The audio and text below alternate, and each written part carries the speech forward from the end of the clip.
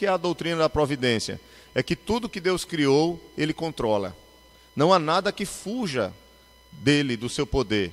Ele é criador de todas as coisas, mas não como um relojoeiro, que criou um relógio, deu corda e deixou funcionando por si mesmo. Não é assim que funciona com a obra de Deus, com a criação. Ele, além de criar, Ele fez com que todas as coisas dependessem dele, para elas funcionarem como devem funcionar, para cumprir o plano que Ele estabeleceu. Dentro de tudo isso, Ele estabeleceu leis. Mas mesmo estabelecendo as leis, para que, como as leis da natureza, as leis da física, as leis da química, as leis da biologia, as leis da matemática, mesmo Ele tendo criado tudo isso, o Senhor fez com que todas essas coisas possam depender dEle. Então vamos ler o capítulo 4, que fala sobre a visão do trono de Deus, de que Deus está reinando no trono sobre todas as coisas.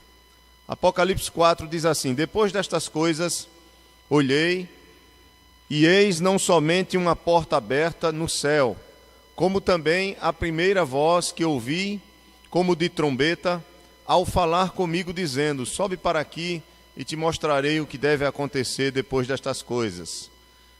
Imediatamente eu me achei em espírito, e eis armado no céu um trono, e no trono alguém sentado. E esse que se acha assentado é semelhante no aspecto à pedra de jaspe e de sardônio, e ao redor do trono há um arco-íris semelhante no aspecto à esmeralda. Ao redor do trono há também 24 tronos, e assentados neles 24 anciãos, vestidos de branco, em cujas cabeças estão coroas de ouro.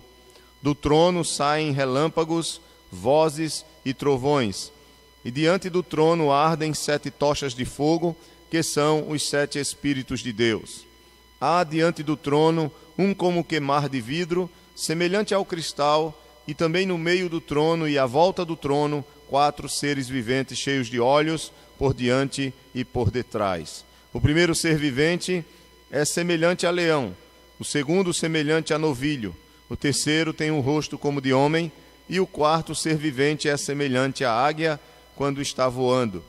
E os 4 seres viventes, tendo cada um deles respectivamente 6 asas, estão cheios de olhos ao redor e por dentro, não têm descanso, nem de dia nem de noite, proclamando: Santo, Santo, Santo é o Senhor Deus, o Todo-Poderoso, aquele que era, que é e que há de vir. Quando esses seres viventes derem glória, honra e ações de graças ao que se encontra sentado no trono, ao que vive pelos séculos dos séculos, os 24 anciãos, que representam a igreja do Antigo e do Novo Testamento, prostrar-se-ão diante daquele que se encontra sentado no trono, adorarão o que vive pelos séculos dos séculos e depositarão as suas coroas diante do trono, proclamando: Tu és digno, Senhor e Deus nosso, de receber a glória, a honra e o poder, porque todas as coisas Tu criaste, sim, por causa da Tua vontade, vieram a existir e foram criadas. Amém? Então, é claro que nessa visão de Apocalipse nós temos várias figuras que procuram representar a glória de Deus. Não é que essas pedras preciosas estão ao redor do trono, ou que o trono, na sua constituição, ele foi feito com essas pedras. Não é isso. Essas pedras é a maneira pelo qual aquele que está tendo a visão conta a sua visão. É como se eu fosse falar de um brilho muito grande e eu usasse o ouro, ou o reflexo do ouro, do metal, ou da prata, ou do cobre, algo que brilha muito, para falar daquele brilho. Não é que o brilho seja prata, ou o brilho seja o ouro, mas o metal, a pedra preciosa, representa a beleza daquilo que ele está vendo, a glória de ver o Senhor acima de todas as coisas. Interessante que esses seres aqui, nós já falamos sobre eles, né? Os 4 seres viventes representam os anjos que estão na presença de Deus. E essas características dele, como um animal, como leão, com o rosto de homem, com asas como de águia, é para falar das suas características em termos de velocidade, de força, suas capacidades. Mas não é que eles são assim, não é que eles têm essa imagem. É uma maneira de descrever esses seres maravilhosos que são os anjos, que estão na presença do Senhor. Mas o que é mais importante nessa visão não são os detalhes, mas é aquele que está reinando sobre todas as coisas. A visão do trono, ela vai chegar justamente no momento em que o Apocalipse vai descrever a perseguição do mundo sobre a igreja. Então, como vocês sabem, o livro de Apocalipse ele é um livro de conforto. E ele vai descrever, do capítulo 1 ao 11, a perseguição do mundo maligno contra a igreja. Do capítulo 12 ao 22, ele vai mostrar quem está por trás dessa perseguição. É o dragão que persegue o filho. O dragão representando a antiga serpente, Satanás, perseguindo Cristo, que é o filho da mulher que está para dar à luz no capítulo 2. Então, por trás da perseguição do mundo contra a igreja, está Satanás perseguindo Cristo, o povo de Deus, para prejudicar a sua obra. Então, por que Deus faz com que João tenha a visão do trono? Para que João saiba, e para que a igreja saiba, que apesar das dificuldades que nós enfrentamos como povo de Deus, que apesar de que o povo de Deus ele é perseguido e massacrado nesse mundo, Deus está reinando sobre todas as coisas e a vitória já está certa para aqueles que estão com ele. Abra aí, por favor, ainda em Apocalipse e vá para o capítulo, por favor, 17, versículo 14. Veja o que o Apocalipse vai dizer acerca do povo de Deus. Então, ele reina sobre todas as coisas. Por mais que sejamos perseguidos e que a igreja do Senhor seja perseguida, nós somos mais do que vencedores. Então, Apocalipse 17, versículo 14. Diz assim: pelejarão contra o Cordeiro, e o Cordeiro os vencerá, pois é o Senhor dos senhores e o Rei dos reis. Vencerão também os chamados, eleitos e fiéis que se acham com ele. Amém? Então, quando nós vamos ler o livro de Apocalipse, quando nós vamos estudar o livro de Apocalipse, entendam que quando o livro de Apocalipse ele foi escrito, quando o livro de Apocalipse foi escrito, foi num período em que Roma estava perseguindo a igreja cristã por causa do governo de Domiciano. Provavelmente o livro de Apocalipse ele foi escrito em 95, 96 depois de Cristo, na última década do primeiro século depois de Cristo. E nesse período, pelas características que ele fala, são características de perseguição usadas pelo imperador Domiciano. Não era Nero, já tinha se passado o tempo de Nero, muitos cristãos morreram no período de Nero, muitos foram queimados vivos em estacas em Roma, mas aqui no Apocalipse nós temos outro período. As igrejas, algumas igrejas que tinham sido fortes, já tinham perdido o seu primeiro amor, já tinham se afastado do evangelho, como a igreja de Éfeso, como a igreja de Laodiceia. A igreja de Laodiceia já é considerada uma igreja que, materialmente falando, uma igreja rica, só que a cidade de Laodiceia tinha passado por um terremoto, tinha sido reconstruída e já estava num processo de prosperidade material. Então o tempo tinha se passado, o tempo de Nero tinha ficado para trás, que era a década de 60 para 70, né? Naquele período de 60 e pouco, depois de Cristo. Então agora nós vamos ver uma perseguição que se dá através do exílio. João estava exilado na ilha de Patmos, e é naquela ilha que Deus vai revelar a ele qual o seu propósito para a sua igreja. E qual o propósito de Deus para a sua igreja? A vitória, embora essa igreja passe por muitas lutas e muitas dificuldades. Aí você tem no livro de Apocalipse, inicialmente, a revelação de que Cristo é o Senhor da vida. Ele diz: eu estive morto, mas eis que estou vivo, eu sou o primeiro e o último. Então já vem essa palavra para confortar o coração daqueles cristãos que estavam sendo perseguidos naquele período. Aqueles irmãos e irmãs precisavam ter uma resposta de Deus acerca do que estava acontecendo com a vida deles, para confortar o coração daquelas pessoas. E Deus vai dar essa resposta revelando o texto de Apocalipse a João. E ele vai escrever principalmente para as igrejas mais perseguidas, que eram as igrejas da Ásia Menor, onde estava Éfeso, Esmirna, Laodiceia, Tiatira, Sardes, todas aquelas 7 igrejas que representam a igreja em toda a sua história, que estão descritas no capítulo 2 e capítulo 3 de Apocalipse. E aí no capítulo 4, quando Cristo envia essas revelações e essas cartas a João para essas específicas igrejas e para a igreja de modo geral, no capítulo 4 nós temos uma visão do trono de Deus. A pergunta é: por que uma igreja que está sendo perseguida, por que uma igreja que está enfrentando a morte cara a cara, irmãos estão sendo mortos por causa do amor a Cristo, porque o Império Romano via os cristãos, pelo menos até Constantino, né? Eles viam os cristãos como um perigo para esse poder que eles tinham. Eles não queriam se curvar a César, eles não queimavam incenso ao imperador, eles não adoravam os deuses romanos. Então havia ali um perigo para Roma. Então, diante dessa perseguição que se torna muito maior com o governo de Domiciano, o Senhor revela a João que ele está no trono. O que é que isso quer dizer? Deus vai revelar a João que ele está no seu trono. Ele quer dizer que ele reina sobre todas as coisas, que nada foge do seu controle. Apesar que exista o mal, e esse mal possa alcançar até o povo de Deus, isso não quer dizer que Deus está perdendo as rédeas das coisas, mas Ele está usando tudo isso para um propósito específico. E esse propósito específico, em primeiro lugar, é a sua glória. E em segundo lugar, é o benefício daqueles que confiam nele. Por isso que Apocalipse 17, capítulo 17, verso 14, ele vai falar sobre os inimigos que vão lutar contra o Cordeiro.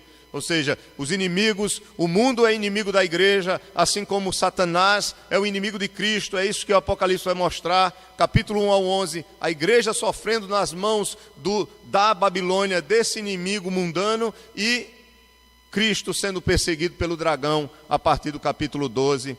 E aí nós vamos ver toda essa descrição no capítulo 17, verso 14, tem: pelejarão eles contra o Cordeiro, e o Cordeiro os vencerá, pois é o Senhor dos senhores e o Rei dos reis. Não há expressão mais clara de alguém que governa todas as coisas, como você afirmar que ele é o Senhor dos senhores e o Rei dos reis, e vencerão também os chamados eleitos fiéis que se acham com ele. Nesta manhã, vocês estão com a folha aí na mão de vocês, é o nosso estudo bíblico de hoje. Na verdade, não é mais a continuidade do nosso tema, que é a doutrina da providência.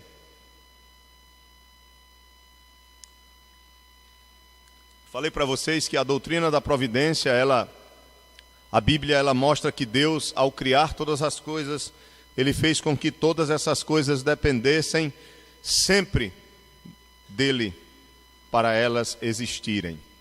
O apóstolo Paulo, pregando em Atenas, no capítulo 17 de Atos, texto básico para nós, no versículo 28 ele diz: pois nele, ou seja, em Deus, vivemos, nos movemos e existimos, como alguns dos vossos poetas têm dito, porque dele também somos geração. Então Deus, ele cria todas as coisas. Nós estudamos aqui a doutrina da criação, mas ele faz com que todas as coisas dependam dele para existir. Não há nada que fuja do seu controle. O próprio Cristo, ele disse, até mesmo um pardal, ou seja, um pássaro que os homens não dão valor, para ele cair no chão, para ele morrer, é necessário que Deus o quê? Permita. Nada foge do seu controle. Nós, às vezes, por causa da influência que nós temos do mundo, nós achamos que é possível existir o acaso. É possível existir o acaso. Ou seja, será que a nossa vida pertence ao acaso? Será que eu tenho como controlar a minha vida, o meu amanhã? Não. Vocês sabiam que a gente... Na verdade, isso é uma característica dos perfeccionistas. Geralmente, uma pessoa, quando é perfeccionista, ela é muito ansiosa. Porque os perfeccionistas, eles querem colocar tudo em ordem, né? Ou querem manter tudo em ordem, a vida em ordem. E se tem um problema para nós, que somos perfeccionistas, e aí eu vou me incluir nesse meio, é quando nós não podemos controlar as coisas. Querem um exemplo? Quando você vai viajar de avião. que você sabe que é você que não está pilotando. São outras pessoas e que você depende a sua vida exclusivamente. Ali não pode haver erros. Graças a Deus que com a tecnologia a coisa é bem mais fácil. Mas eu gosto de assistir aquele programa Desastres Aéreos. Para o cara que não gosta, tem medo de avião como eu, vive assistindo desastres aéreos, né? E a maioria dos problemas ou das quedas dos aviões, pelo menos que o programa apresenta, né, das pesquisas, das investigações, é erro humano. É erro humano. Às vezes uma bobagem ou uma série de... Na verdade, não é uma coisa só. É uma série de fatores para levar um avião a cair. Uma série de fatores. Só que, quando nós olhamos para essas coisas, e nós que somos ansiosos, nós pensamos o seguinte: nós já nos preocupamos com o que vai acontecer porque queremos sempre estar no controle. E esse é o problema, porque nós não temos o controle de todas as coisas. Nós não temos, por exemplo, o controle do amanhã. Nós não sabemos quando vamos morrer, nem como vamos morrer. Eu estava conversando com uma pessoa e ele disse: rapaz, eu me aperrei porque eu queria morrer rápido. Eu não queria causar sofrimento para as pessoas da minha família, ficar numa cama. Eu digo: e você pode controlar isso? Nós podemos controlar isso? Não. Não temos esse controle. Quem controla isso? É o acaso? A Bíblia diz que não, Deus controla todas as coisas, ao ponto de que Jesus Cristo, ele, para falar do cuidado de Deus com seus filhos, com seus discípulos, ele diz: até mesmo os cabelos das vossas cabeças estão contados. No sentido de que Deus conhece, Deus sabe, Deus entende, Deus governa, não há nada que fuja das suas mãos. Por mais que queiramos, irmãos, controlar as coisas, por mais que queiramos, e nós temos a responsabilidade sim, de tentar fazer com que as coisas melhorem, mas não, isso não depende exclusivamente de nós. Deus, ele governa sobre tudo. Apocalipse 4 fala isso, e o seu governo é sem fim, é eterno. E não há nada que nós possamos fazer que venha mudar a vontade soberana de Deus. Veja aí, nós vamos estudar sobre a doutrina da providência, que é justamente o fato dele ser senhor de tudo que ele criou. Ele não é a criação, nós temos que separar muito bem. Deus não é a criação, isso é panteísmo. Deus não abandonou a criação, isso é deísmo. Mas Deus, ele criou e fez com que toda a sua criação dependa dele para realizar o que ele já planejou, o seu decreto eterno. Isso é teísmo, é crer no que as Escrituras revelam. Deus não criou o mundo e deixou o mundo para lá, e por isso que o mal existe. Não é isso. O mal é criado pelo próprio Deus. Não sei quais as razões principais disso, mas Deus usa o próprio mal para a sua glória, para realizar o seu propósito eterno. Mas dentro da doutrina da providência, nós temos pelo menos 3 elementos. O primeiro é o elemento da preservação. Tudo que Deus criou se preserva.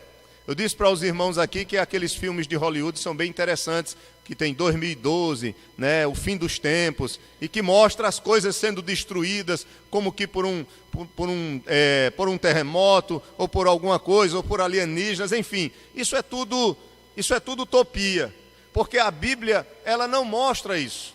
A Bíblia, ela diz que o Deus que criou é o Deus que preserva tudo que criou. E que as coisas vão chegar a um fim, mas não é num fim no sentido de destruição, é num fim no sentido de juízo, é um fim no sentido de julgamento, é um fim no sentido de renovação. Quando a Bíblia fala de um novo céu e de uma nova terra, em Apocalipse 21, a Bíblia está falando de uma renovação de todas as coisas depois do juízo final. Haverá um juízo, todos comparecerão diante do trono de Deus, todos serão julgados conforme o que fizeram mal ou bem. A salvação não é pelas obras, mas é pelo que Cristo fez por nós. E os que escaparem desse juízo por causa da obra de Cristo, do seu sacrifício pelos seus pecados, por ter assumido legalmente a sua culpa ou a nossa culpa, por pagar o preço que nós devíamos a Deus por causa do nosso pecado, receber sobre ele o salário do pecado, que é a morte. Por causa disso, por causa dele, dos méritos dele, de Cristo Jesus, há salvação para o pecador. Não é pelos méritos do pecador, não é porque o pecador ele pode ser melhor do que um ou do que outro, ou porque ele foi mais na igreja do que o outro. A salvação não é pelo que fazemos, mas é pelo que Cristo fez. aqueles que não têm Cristo vão ter que se ver diante de Deus com o seu juízo, e depois deste juízo a Bíblia diz que haverá uma restauração, ou seja, essa terra que jaz no maligno, esse mundo que é maligno, que é mau, essa terra que é terrível, essa terra que dá também espinhos, ela também geme por esse dia, como Paulo diz em Romanos capítulo 8. E Deus vai não somente salvar aqueles que estão em Cristo, mas também restaurar toda essa terra. Haverá um novo céu e uma nova terra, conforme Apocalipse 21. Ou seja, o Éden será restaurado. O Éden que foi perdido pelo pecado será restaurado. Quem está governando isso? Deus. Salmo 139 diz que antes de nascermos, todos os nossos dias já foram o quê? Contados e estabelecidos por Deus. Ah, pastor, mas se eu cuidar da minha saúde, eu vou viver muito? Talvez, né? Temos que fazer nossa parte, porque a gente não sabe, né? Eu não sei com quantos anos vou morrer, nem você sabe. Se nós soubéssemos, seria terrível, né? Se na nossa testa tivesse aí o prazo de validade, se tivesse o prazo de validade na nossa testa dizendo, olha, vai até 2000 e pouco, esse vai até 2000 e tanto. Bem, para alguns seria positivo, né? Porque talvez a pessoa refletisse mais sobre o valor da vida e sobre a questão da morte. Mas nós não sabemos isso. Deus, na sua misericórdia, nos poupou disso. E aí o que é que ele faz? Não há isso revelado, mas ao mesmo tempo está revelado que nós só partiremos no dia determinado por ele. Você não pode acrescentar nada, nem diminuir nada. Jesus Cristo diz que qual é o homem que pode acrescentar um côvado sequer ao curso da sua vida? Um côvado é uma medida de tamanho, são mais ou menos 45 centímetros. Qual é o homem que pode acrescentar um côvado ao curso da sua vida? Qual é o homem que pode acrescentar um dia mais à sua existência, se Deus já determinou que em determinado dia ele tenha que partir? É por isso que nós não entendemos porque algumas pessoas mais novas partem e algumas pessoas conseguem viver tanto tempo. Está a soberania de Deus. A doutrina da providência, ela envolve 3 elementos. O primeiro é a preservação. O segundo é a concorrência, ou seja, Deus age, mas ao mesmo tempo ele pode agir através de nós. E o terceiro é o governo de Deus, de modo mais declarado aqui no nosso texto. Veja aí o ponto 1, natureza do governo divino. Pode-se definir o governo divino como a contínua atividade de Deus pela qual ele rege todas as coisas teleologicamente a fim de garantir a realização do propósito divino. Ou seja, em outras palavras, o autor está dizendo o seguinte, que o governo de Deus é o fato dele fazer com que todas as coisas continuem existindo para aquilo que ele determinou a existência delas.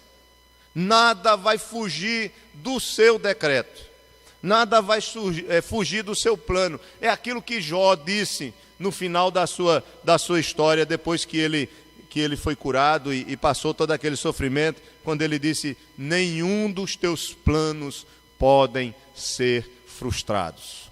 Nenhum. Deus, nós fazemos, aí você diz, mas espera aí, foi eu que fiz, foi eu que trabalhei, fui eu que realizei, fui eu que casei, fui eu que namorei, fui eu que comprei, fui eu que construí. Paulo diz, você foi um agente daquilo que Deus já decretou no seu plano eterno. A causa primária não é você. Você é a causa secundária, ou você são as coisas secundárias pelos quais aquele que criou todas as coisas realiza.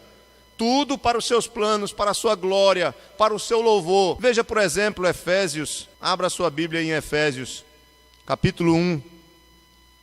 Talvez algumas coisas a gente repita. Nós vamos finalizar hoje com isso aqui. Efésios capítulo 1, apóstolo Paulo escrevendo aos Efésios, no capítulo 1, vamos ler, irmãos, a partir do verso 11 e verso 12. Paulo, ele diz nele, ou seja, em Cristo, digo, no qual fomos também feitos herança, predestinados segundo o propósito, ou seja, o plano daquele que faz todas as coisas conforme o conselho da sua vontade. Verso 12, a fim de sermos para louvor da sua glória, nós os que de antemão esperamos em Cristo. Paulo está dizendo que a salvação em Cristo, é claro, especificamente ele está falando da salvação em Cristo, mas ele vai dizer que a salvação em Cristo faz parte de um plano maior, daquilo que Deus estabeleceu conforme o conselho da sua vontade e com o propósito de trazer glória para Ele mesmo. Ele é digno de toda a honra, de todo louvor e de toda a glória, e tudo que Ele faz vai trazer glória para Ele mesmo no final de tudo. Mais uma vez no verso 14, quando ele fala sobre a presença do Espírito Santo, como selo do Espírito Santo naqueles que creem em Cristo, ele diz no verso 14, o qual, ou seja, o Espírito Santo é o penhor da nossa herança, até ao resgate da sua propriedade em louvor da sua glória. Então, o governo de Deus não é simplesmente uma parte da providência divina, mas é toda a providência divina. Deus, o Deus providente, é o Deus que governa, é o Deus que controla, é o Deus que não permite que nada fuja das suas mãos. Até mesmo aquilo que nós pensamos que Deus não está controlando, Ele está controlando. Ponto A, o que é que nós precisamos saber em relação a esse governo? É o governo de Deus como Rei do Universo. No Antigo Testamento é muito claro, Deus é revelado como Rei do Universo. Mas o Novo Testamento não mostra Ele apenas como Pai. Deus é Pai, mas Deus é Senhor, Deus é Rei.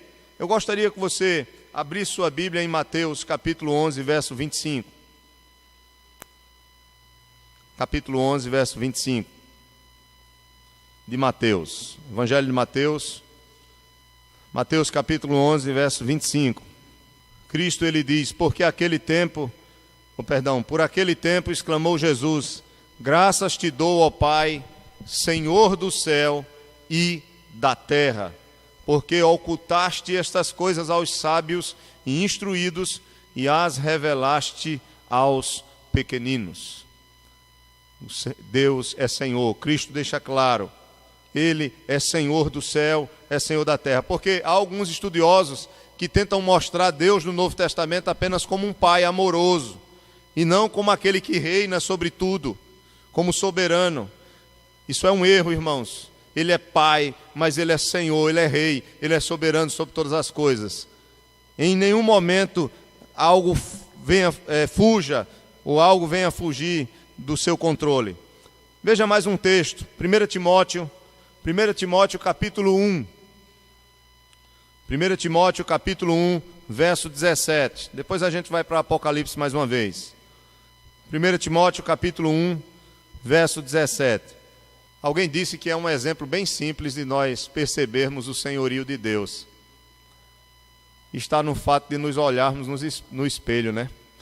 Nós não escolhemos a cor do nosso cabelo, o nosso rosto, a nossa aparência. Não escolhemos os nossos pais. Não escolhemos a data do nascimento. Não escolhemos o local onde nascer. Talvez uma questão mais complexa seja para o suicídio. Mas mesmo assim, aqueles que se suicidam, o próprio suicídio não foge do controle divino. Porque só é possível alguém tirar a sua vida se o Senhor o permitir. Aí alguém pode perguntar, mas será que ele não está sendo mal permitindo alguém tirar a sua vida? Bem, quando nós contemplamos a vida somente por um instante, somente por um momento, a gente pode pensar dessa forma. Mas quando a vida é vista como um todo, e nós não temos essa capacidade, somente Ele, aí o conceito ou o juízo pode ser diferente.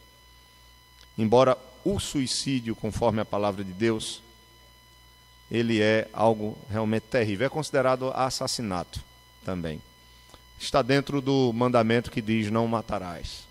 Você está tirando a sua própria vida. Mas só é possível alguém tirar a sua própria vida, até mesmo se o Senhor o permitir, que todas as coisas concorram para esse ato tão terrível. Mas isso fica para um outro momento para a gente estudar, porque o assunto é muito polêmico, né? Mas eu só quero dizer a vocês que até sobre isso não há nada que fuja do controle dele. 1 Timóteo 1,17 diz assim: assim ao Rei eterno, imortal, invisível, Deus único, honra e glória pelos séculos dos séculos. Amém. No capítulo 6, verso 15 de 1 Timóteo, mais uma vez, Paulo diz: a qual em suas épocas determinadas há de ser revelada pelo bendito e único soberano, o Rei dos reis e o Senhor dos senhores. Para encerrar esse ponto, Apocalipse 1,6. Apocalipse capítulo 1, verso 6. João é quem está falando isso. Ele diz que ele nos constituiu reino, sacerdotes para o seu Deus e Pai, e a ele a glória e o domínio pelos séculos dos séculos. E o capítulo 19 de Apocalipse, versículo 6, diz, capítulo 19, verso 6, esse capítulo vai tratar sobre a segunda vinda de Jesus, quando Jesus volta para resgatar o seu povo, a sua igreja, e ali há o evento da ressurreição, o juízo, e aí aqui o próprio povo que está na presença de Deus, louvando o Senhor, no versículo 6 do capítulo 19, diz: então ouvi uma como voz de numerosa multidão, como de muitas águas, e como de fortes trovões, dizendo: aleluia, pois reina o Senhor, nosso Deus, o Todo-Poderoso. Então o Senhor, Ele é rei, Ele governa sobre tudo, Ele é o rei do universo, nada foge do seu controle. Outra coisa, é que o governo de Deus, ele é adaptado à natureza das criaturas que Ele governa. Como assim? Veja o comentário aí no ponto B. No mundo físico, o Senhor, ou seja, Deus, estabeleceu leis. Como nós já falamos, as leis da física, as leis da química, as leis da biologia. Quem é o criador dessas leis? É o próprio Deus. O homem apenas vai aprendendo.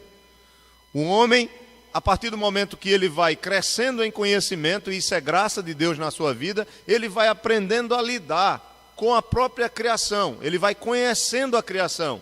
Ele vai estudando, observando e vai sabendo lidar com aquilo que Deus criou. Mas essas leis não mudam. A lei da gravidade, ela sempre existiu e ela vai continuar enquanto houver vida. Quem foi que criou essa lei? O próprio Deus. Então, Ele estabeleceu essas leis da natureza e por meio dessas leis que Ele estabeleceu, Ele governa. Aí você diz, mas Ele pode fazer algo além ou que está acima dessas leis? Claro. Aí entra na questão dos milagres, que é quando nós vamos um pouquinho mais na frente. Jesus Cristo andou sobre as águas. Como é que isso pode acontecer? Ele está quebrando aí uma lei. Ele está fazendo algo que está acima daquilo que a própria criação está limitada a continuar pelas leis que Deus estabeleceu. Os irmãos estão entendendo? Cristo subiu diante de todos os homens aos olhos de todos. Ele subiu, ele não desceu. Isso também é algo milagroso, é algo sobrenatural. Deus pode usar as coisas que Ele criou e as leis que Ele estabeleceu para realizar um milagre, porque Ele controla tudo, mas também pode agir além daquilo que Ele fez dentro da criação. Porque Deus não é a criação. Deus, Ele criou, mas ao mesmo tempo tudo pertence a Ele. Eu não sei se eu estou sendo claro para os irmãos. Nós vamos dar alguns exemplos. Por exemplo, o azeite da botija, da viúva, no qual o profeta chegou para ela e disse, olha, ela me dá algo para comer. Ela disse, eu só tenho um bolo, né? Um bolo que a gente fez e vai comer. E o meu filho foi num período de muita fome, ali naquela região de Israel, ali da Palestina. E ela disse, eu só tenho um bolo, vai comer e o meu filho e a gente vai morrer, vai esperar a morte chegar, porque não tem comida, não tem nada, seca, tudo. Ele disse, não, traga o bolo para mim. O profeta disse, traga o bolo para mim. E não se preocupe, pega vasilhas, né, porque o azeite da tua botija não vai secar.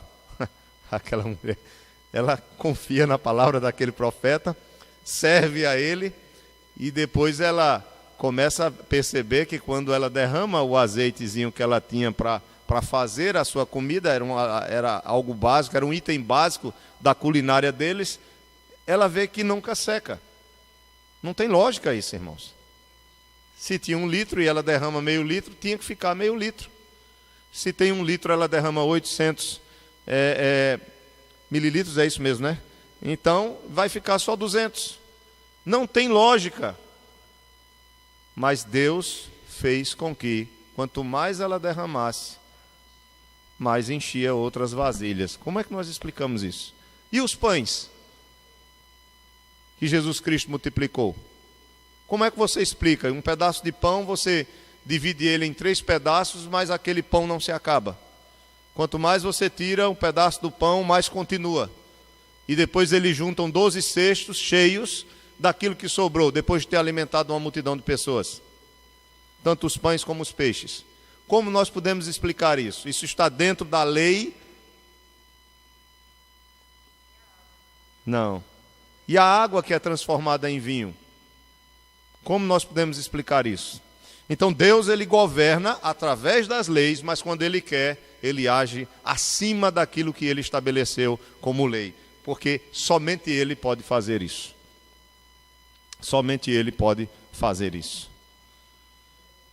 Veja aí, por favor, ele diz aqui que no mundo mental, o Senhor exerce o seu governo mediante, por exemplo, algo interessante aqui. No mundo mental, ele exerce o seu governo mediatamente, ou seja, mediatamente é que é através dos meios. Ele exerce o seu governo através desses meios que ele criou, como, por exemplo, as propriedades e leis da mente. Como, por exemplo, ele faz uso de toda classe de influência moral, circunstâncias, motivos, instrução, persuasão, exemplo. Mas Deus também pode agir diretamente na mente do homem e no seu coração, pela ação do Espírito Santo, no intelecto, na vontade, nos sentimentos, nas emoções desse homem. Deus pode mudar. O que é nascer de novo? O que é um homem se tornar uma nova criatura, como Jesus Cristo disse a Nicodemos.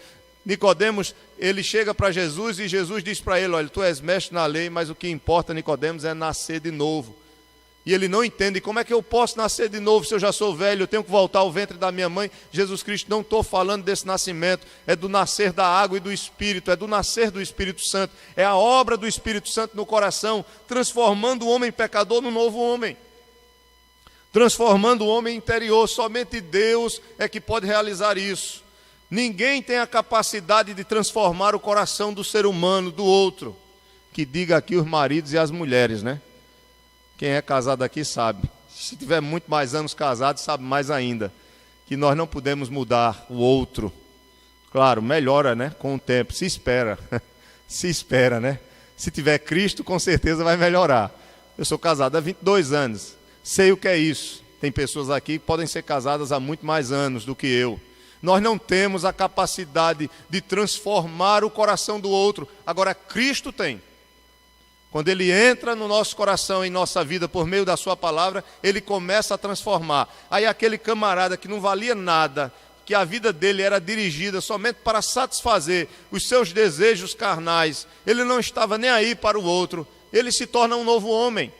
É isso que as pessoas não entendem. Por exemplo, uma pessoa que é dependente química,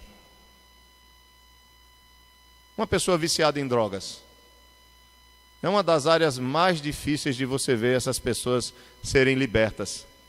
Às vezes passam por várias casas de recuperação. A família já fez tudo o que podia. Tudo o que podia. Conheço o caso de alguns que foram presos durante muitos anos porque roubaram ou fizeram outras coisas piores para poder satisfazer o seu desejo pela droga. Os dependentes químicos, crack, cocaína, heroína, seja o que for, álcool. Mas eu conheço várias pessoas que conseguiram sair dessa vida, não por si mesmas, mas por causa da obra de Deus em seus corações. Somente o Senhor, irmãos. Tivemos aqui a semana passada, foi a semana passada que o casal da Noruega esteve aqui, e eles hoje trabalham num centro de recuperação lá na Noruega. foram dependentes químicos por 20 anos, por mais de 20 anos.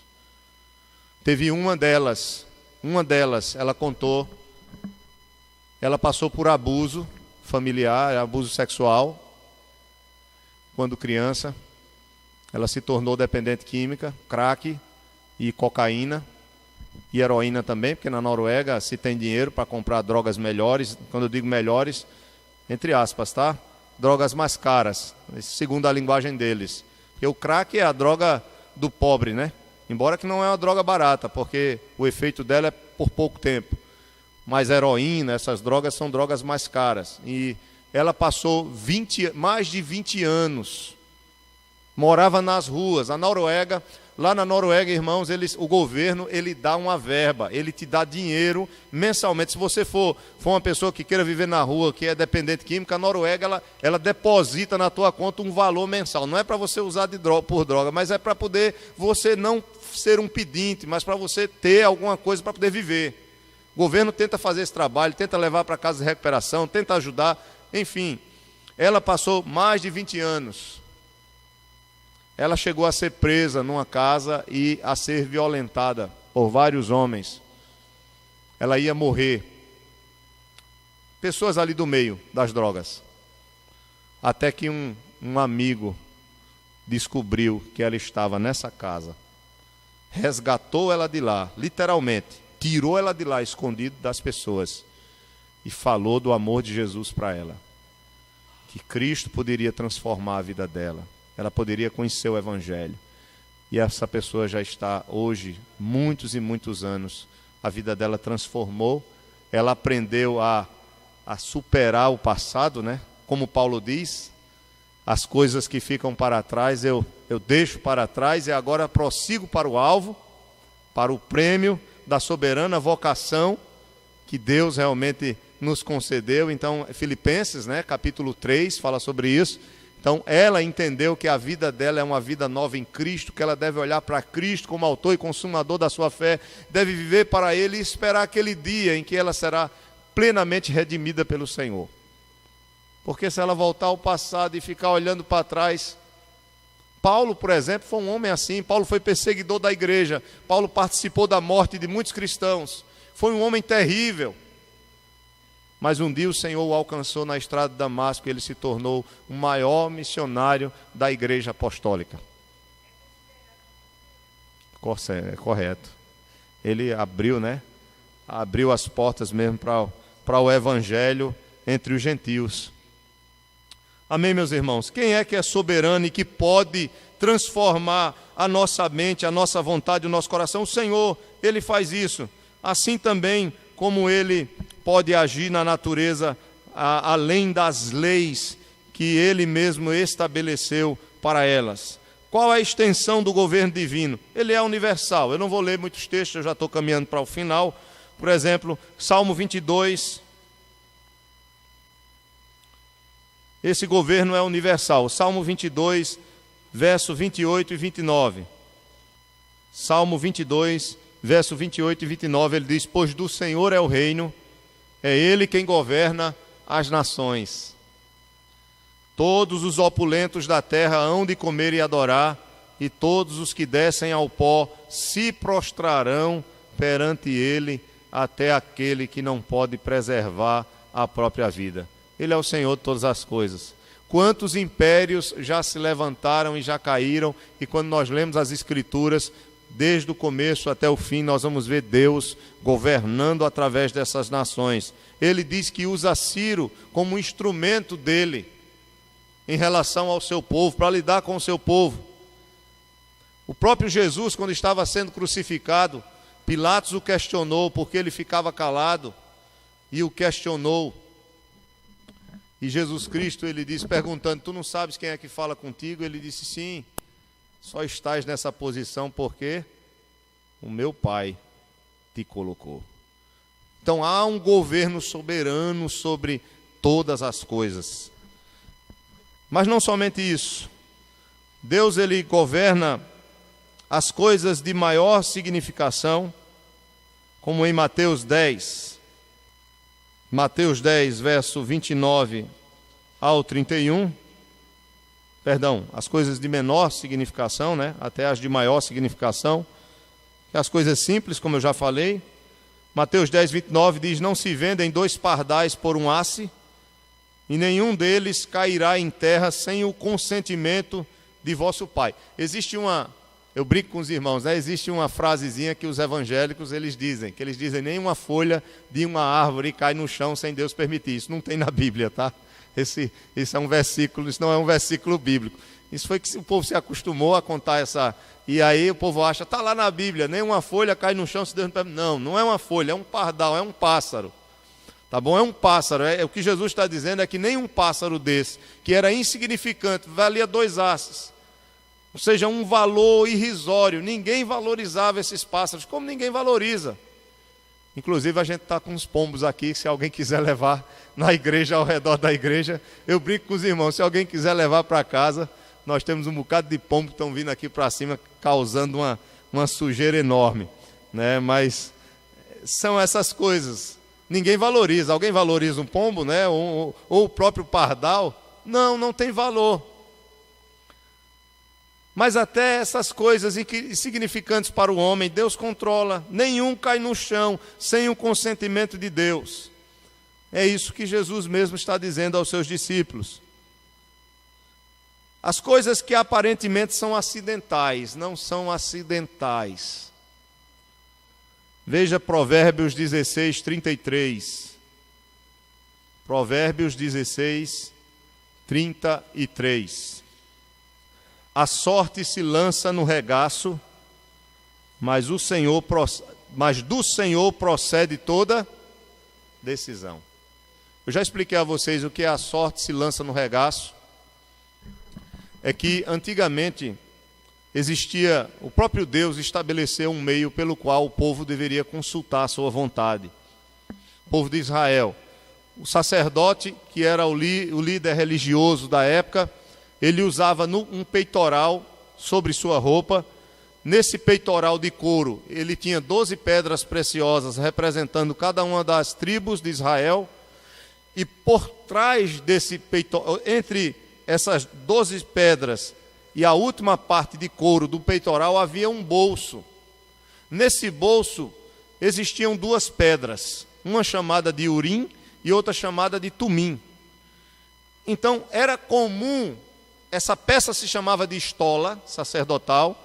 Então era comum quando eles iam consultar o Senhor. Por exemplo, Davi, quando foi perseguir os seus inimigos, ele pediu para o sacerdote se chegar e perguntou: Senhor, eu persigo os meus inimigos ou não? Aí o sacerdote ia, colocava a mão nesse bolso e tirava uma das pedras. Uma significava o sim e a outra o não. Então, por essa pedra que ele tirava, ele sabia: eita, Deus está dizendo que eu devo perseguir.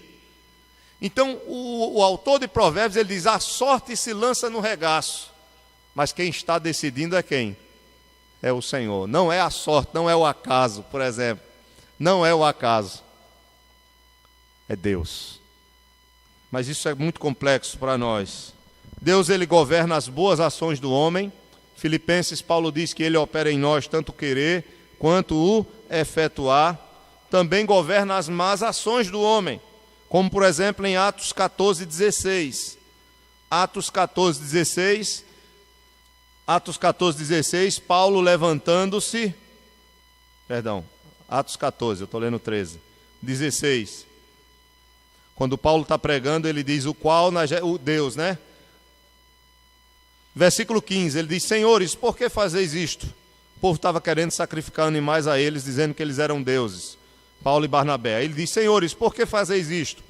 Nós também somos homens como vós, sujeitos aos mesmos sentimentos, e vos anunciamos o Evangelho, para que destas coisas vãs vos convertais ao Deus vivo, que fez o céu e a terra, o mar e tudo que neles há, o qual, nas gerações passadas, permitiu que todos os povos andassem nos seus próprios caminhos. Governo de Deus, até sobre as ações más. Tudo está sobre a sua direção. Deus é o rei de Israel, como diz Isaías 33, 22, mas ele também domina todas as nações, como diz o Salmo 47, verso 9. Nada pode escapar ao seu governo.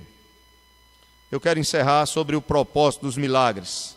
O último ponto da nossa folha, eu já pincelei sobre os outros, quero encerrar sobre o último ponto, quando diz, os milagres da Bíblia, ou da Escritura, eles têm um propósito definido.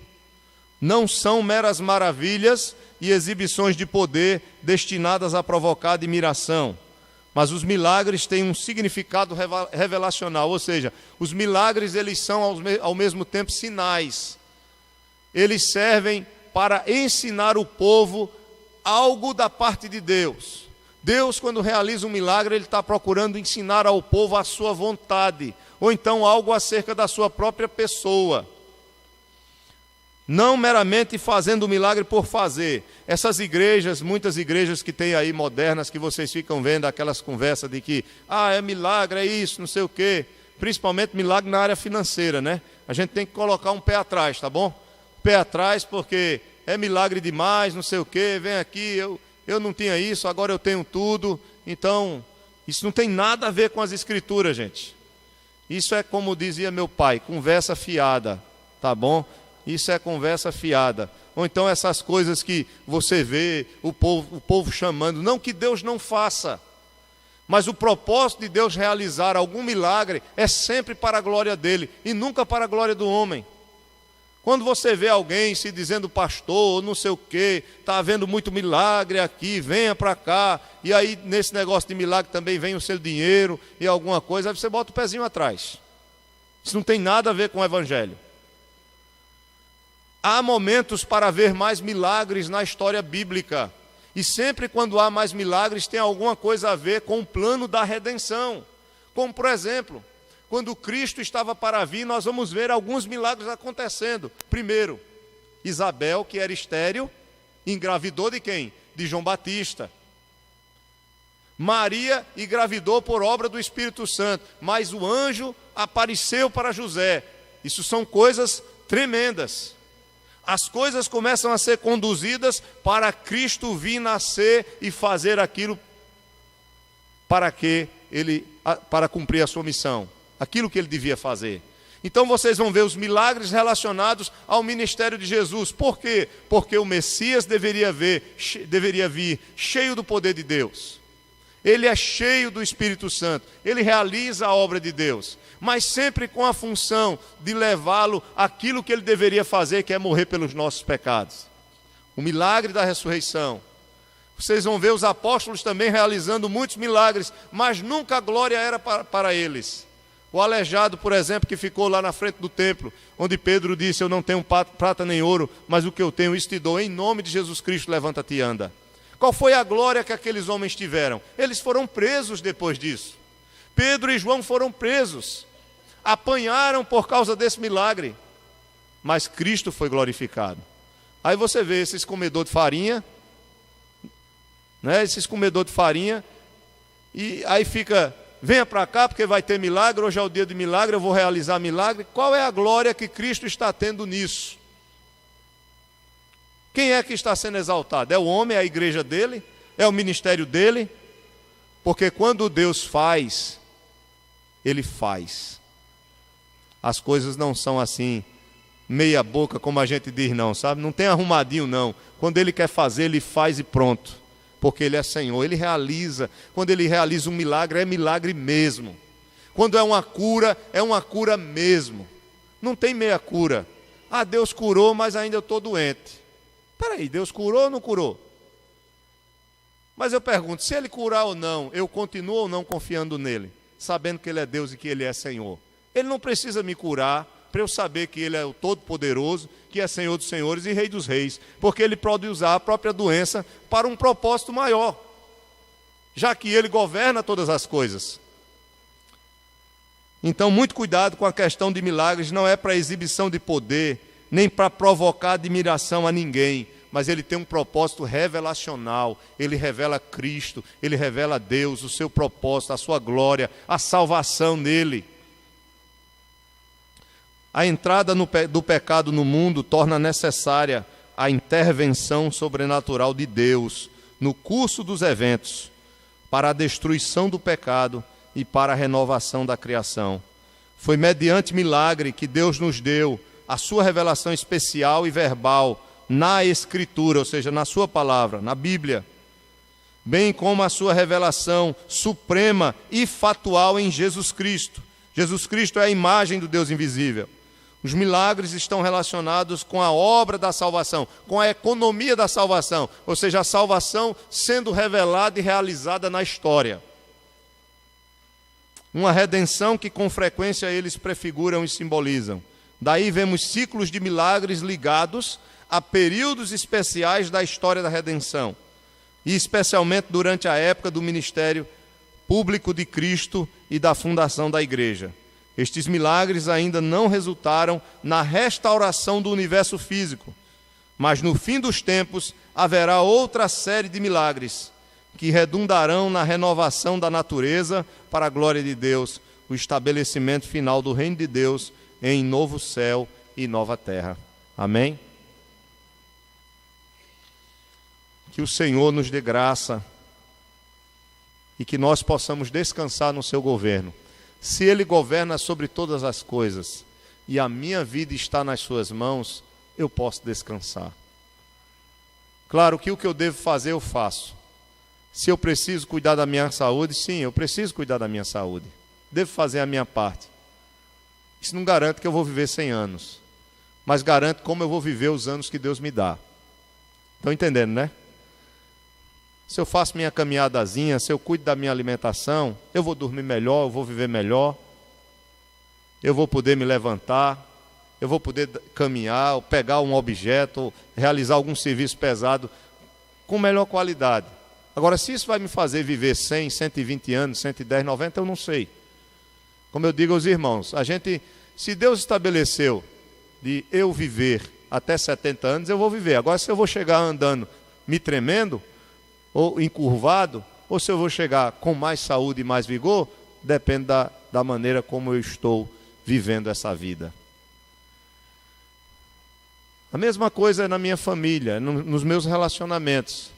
Eu posso ter relacionamentos, dificuldades nos relacionamentos, mas eu posso saber lidar com essas coisas de uma maneira muito melhor e ser muito mais feliz, conforme a vontade de Deus.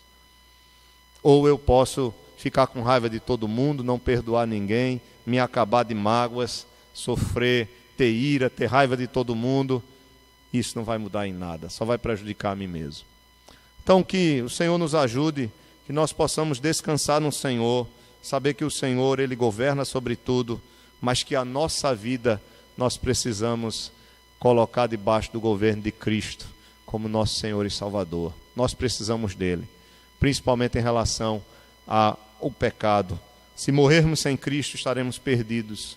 Se morrermos sem Cristo, nós estaremos realmente condenados eternamente. Nós precisamos do Senhor, confiar na sua obra por nós e nos dedicar pela fé, entregando nossa vida totalmente aos seus cuidados e procurando pela graça dele viver conforme a sua vontade.